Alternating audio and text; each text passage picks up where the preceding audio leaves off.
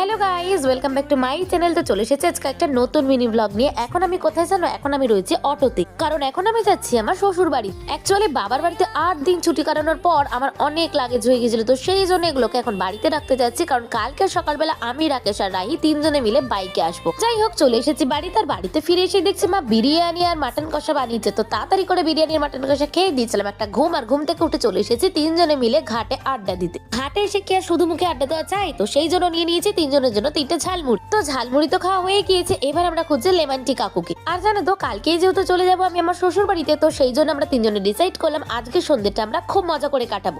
আর এই যে আমাদের হাতে লেমন টিটা দেখছো, এটা কিন্তু একটা গল্প আছে। আমরা কিন্তু লেমন টি কাকুকে খুঁজেই পাইনি। অবশেষে অনেকক্ষণ অপেক্ষার পর যখন আমরা বাড়ি ফেরার জন্য উঠে পড়লাম, তখন দেখছি লেমন টি কাকু এসে হাজির। আমার দাদা, আমার বন্ধু আর আমি, আমাদের তিনজনে 3টে লেমন টি নিয়ে আজকের আড্ডাটা এখানেই শেষ করলাম। বাড়ি ফেরার আগে সন্ধ্যের এইটুখানি স্মৃতি নিয়ে সবাইকে বাই, দেখাবে অনেকটা।